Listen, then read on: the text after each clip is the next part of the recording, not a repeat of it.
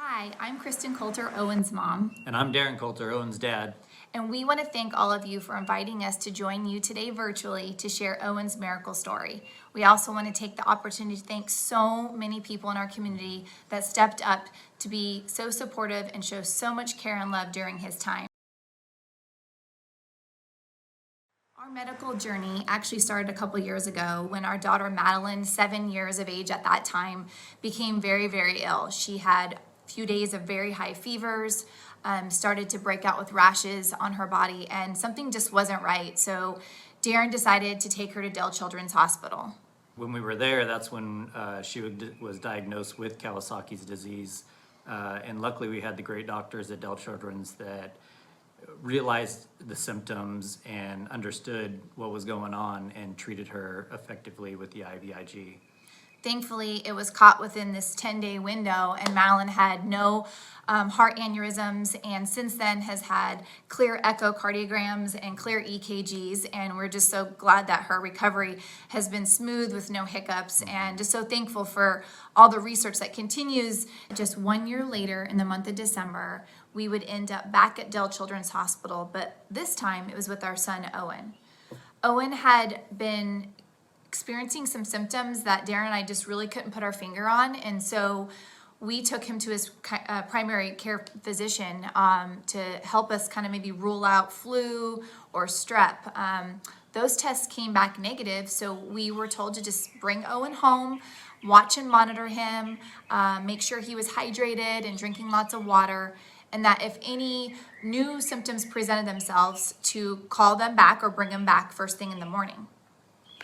And that night, we put Owen to bed, but I slept in his room with him, and he was experiencing a really bad headache. And along with that, he was experiencing pain in his arms and legs that was just very uncomfortable for him. So he didn't really get much sleep that night. He also complained that he was really hot, and when I would touch him, he'd be almost ice cold. And then when we got up in the morning, that's when we really saw what was going on.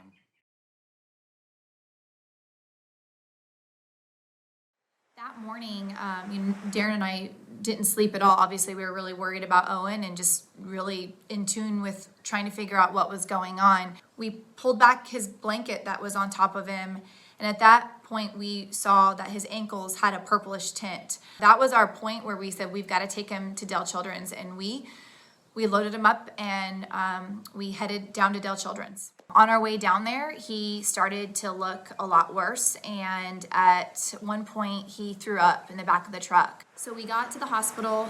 At that point, they got him shifted to a bed and started doing more assessments. Still, his body temperature was only 95 degrees, so at that point they started to put warm blankets on Owen. At that point, he was telling us that he really had to go to the bathroom. So we're just saying, you know what, just go right there. And at that time, he went unconscious, and we looked up and it was just flatline. You know, he had gone into cardiac arrest. So we got him into the ER, and the doctors and nurses assessed him, started taking vitals. At that time, the doctor really saw how sick Owen was getting and decided we needed to really transport to Dell at that time. We could just feel it in the room that something was not right, and they knew just how sick Owen was. The critical care nurse, he tried to get a line in Owen, was unsuccessful, and he, quick thinking, put one in his jugular. Once that was in, we were on our way. We loaded up and started heading down to Dell. During the entire transport time, I just kept talking to Owen. There was even at some points he would talk back and he would say, "Mommy, I'm so thirsty. I need water." And I just kept telling him that as soon as we got to the hospital, we'd get him some cold ice water. He would then fade out, and then I would talk to him again, hold his hand, try to start conversation, and that was sort of the rhythm until we got to the hospital. Being a first responder, I'm not used to having that interaction with my family being on that side of the coin. My son is in cardiac arrest, and the nurses just started doing a great job of getting on chest compressions right away. I just held Owen's hand and just told him to hang in there and keep fighting. The nurses and doctors in there just did an absolute great job. Social workers were asking to reach out to family members, friends, and our church family at this point. Slowly, folks started to arrive, and all I could do in that moment was get on my hands and knees and pray. And I prayed that God would save Owen. I prayed that he'd heal him. I was praying for the doctors and nurses in that room. And I was praying for Darin to have strength watching all of it go on in that room. And I was yelling out his name. I was telling him that I loved him. I was yelling that he would continue to fight and stay strong. With me in there holding Owen's hand and Kristin out there, just, you can hear her out there. I think that's what really kept the doctors and nurses going. And that's why they pushed, 8 rounds of epi when they usually stop at 3. We'd get pulses and we'd look up at the monitor, and I remember one time it said, 124, strong and regular, and I was like, oh man, all right, buddy, you got this, come back. And then we'd stop compressions and you just watch the heart rate just go down. It hits an hour. And the doctor and I look at each other and he just looks at me and says, you know what, hey, we have this machine, it's called an ECMO. It's basically a Hail Mary, but it's kind of all we got. What do you think? And I said, man, if that's all we got, let's do it. Let's not give up on this. Everybody got sterile in there. It's turned into OR. To hook up the ECMO machine, you have to cut into the jugular and the artery in his neck to insert a catheter so you can hook the machine up. But the amazing part was the doctor that was doing this all while Owen was getting compressions. We just continued to have hope and faith that they were going to be able to successfully put this ECMO machine on Owen. And earlier that day, another patient that was on standby for ECMO happened to not need it. And so that entire ECMO team was there that day, and they were able to come and put that ECMO machine on Owen. So it was that in itself was probably one of the first kind of miracle moments that we were celebrating. What they wanted to do next was transport him down to the PICU. Yeah, I remember I was pretty weak at that point, just emotionally, physically, and so they had put me in a wheelchair and they were pushing me behind a entourage, literally, of about, I would say, 20, maybe 25 hospital staff, slowly moving Owen along with this huge ECMO machine down these hallways to get to the PICU unit. And we ended up at the very end of the hallway, which was exactly the same room that Malin was in just 1 year prior. But I just knew that if Malin walked out of that room healed, something good was going to come out of that room. Being on ECMO, he was also hooked up to a ventilator, so he was completely paralyzed. He had the ventilator breathing for him. He had the ECMO machine. During that time, after some CAT scans, we noticed some stroke signs, and we also noticed at one point he had a blood pool in his brain. It was a rocky 5 days, I would say, experiencing what I would say is, in some instances, a parent's worst nightmare, but in other instances, like just feeling so loved by God and by our friends and our family, and knowing that we had people alongside us that were going to push through this next kind of phase of his journey.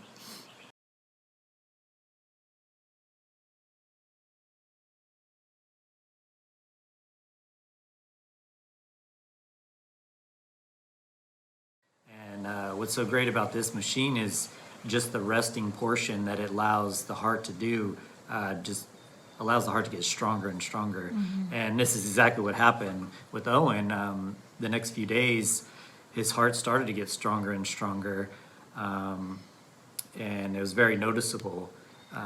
So they were able to turn the machine down. so that it wasn't helping him as much, and as his heart was doing more of the work each day. And then remembered at this time, he still had kidney failure. He had at least 2 strokes that we know of. He was still in respiratory failure. And during this time, they didn't know what his brain activity was going to be, just because of the length of CPR and how much he got. So that we were very worried, just in that sense of how Owen would be coming out of this. Yeah. So then on day 5, they came to us and said, let's go ahead and wean him off this ECMO and see if we can remove him completely off of it. And thankfully, gosh, we were waited for, I think, 6-7 hours while they performed the surgery. But I still remember the day when the nurse came walking down the hall and said, he's off of it. So it was really Super excited. it was a beautiful moment for sure.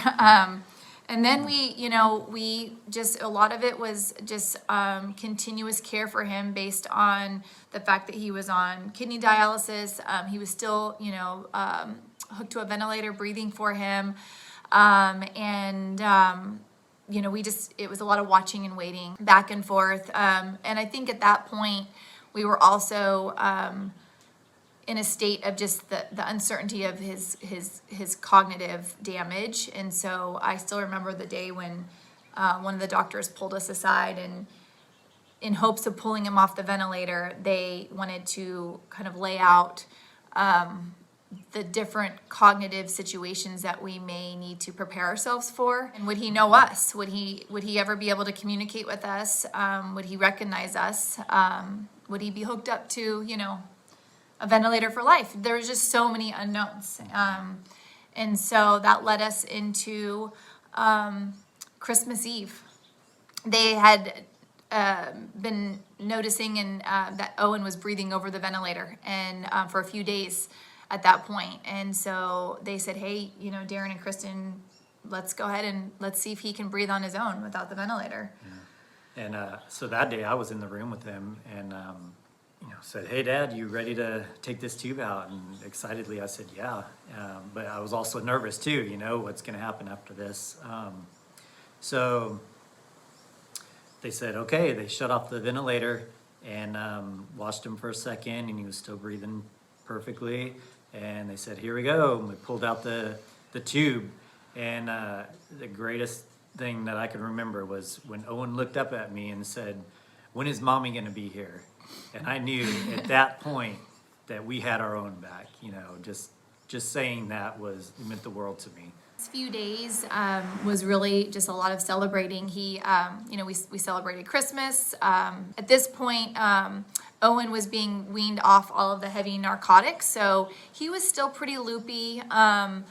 But it was also that transition time where we were starting to begin to introduce him to all the different therapies in the rehab unit. So we started to see the physical therapist, the occupational therapist, the speech and language therapist, because he was going to have to relearn how to swallow and eat and talk and crawl and walk. And so we knew we had a long journey ahead, but we were ready for it. We were ready to be right by his side, and however long it took. So in January, we were transitioned to the rehab unit, which was a big celebration. I still remember all of the PICU nurses and doctors lined up with bubbles blowing, and it was a big party. It was a really neat celebration of him stepping out of that ICU critical care state and into a much more, I would say, normal state of life in the rehab unit. And then we spent the next 30 days in rehab. During the month that we were in rehab, it was a full-time job for Owen and for Darin and I. There was obvious stroke impact on Owen's left side. In fact, it was immobile for many days and even maybe a couple weeks. So there was a lot of therapy needed during that time. He was going 3 times a day, 7 days a week, and we were all just rallying and committed to helping him get into a state where we could get home, because we knew we wanted to bring Owen home. But during this whole time, we were so blessed to have continuous visitors at the hospital, support, food being brought in by, Austin Fire and Concordia, and just our church family celebration. And it was just talk about having courage in community. We had that. We had a lot of hope and faith, knowing that there were so many people kind of rallying behind Owen, and people praying for him and our family. And it was a huge celebration the day that we got to go home. It was day 57, and we decided that he was going to be discharged superhero like. And so we had lots of firefighters, we had superheroes show up to the party, all of his nurses and doctors, and it was a huge celebration of how he fought this battle, and he won, and he was our superhero. Yeah, and it was just amazing to walk through the doors into the party and just see how many people were there supporting us, and just the emotion that surrounded it, and between excitement and in the unknown also. But just to have our new families there, our church families, Dell Children's family, it was really cool to be a part of that, and it was a good ending to such an event that we had as a family. Yeah, I agree. And he pulled it off. He even though he wasn't walking, he had his little walker, and I still remember him taking, I think he was able to take 3 or 4 steps, but it was the biggest 3 or 4 steps that made so much of an impact to so many of those people that were supporting and cheering him on. And the determination on his face was pretty priceless. He was ready to go. Yeah. And then as we got out of those hospital doors, we opened those doors to Austin Fire Department, Darin's crew, saluting him and honoring him as we loaded him up in the fire truck, and that fire truck took him home. So it was a beautiful ending, and we still have a long ways to go. I mean, we are still a year into this with Owen. Continuous therapy. He's still in physical therapy every week. We are still working through just, really it's mostly the stroke effects, I think, at this point, because his heart is really strong. He's had really great heart appointments. His cardiologist, in fact, said his heart is if he wouldn't have known what Owen went through, it looks pretty perfect to him, which is a good thing to hear from a cardiologist. Definitely. So, right now there's just still, I would say there's still a lot of unknowns with what caused this, what triggered it. In fact, just a few weeks ago, we have been undergoing some genetic testing for Owen and for our family to see if there's any sort of genetic linkage to this, and wanting to kind of understand the bigger story of whether or not some of his siblings have this gene as well. We're in a good routine now. We're, it's home sweet home, as Owen likes to say. And we're just so blessed and thankful that he's had a second chance at life. And we're blessed and thankful that we get a second chance with him. Having our whole family here has just been really awesome, and such a blessing, and it really gives you a good perspective on life of, how short of a time we have here, I mean, when literally this incident happened just in a snap of a finger, 1 second he's there, the next second he's gone, Yeah. So you really puts into perspective of, how precious life is. Our family knows firsthand how the American Heart Association is making a difference in this community. The life-saving support is only possible because of generous supporters just like you. So now, more than ever, is the time we would encourage you guys to consider donating with a gift or with your time to support the work that American Heart Association is doing to protect hearts and to save hearts just like Owen's. This is our beautiful family. I'm actually going to go ahead and let them introduce themselves to you. Hi, my name's Madeline, and I'm 10 years old. Hi, my name's Hudson, and I'm 6 years old. Hi, my name is Owen, and I'm 6 years old. And we are the Coulter family!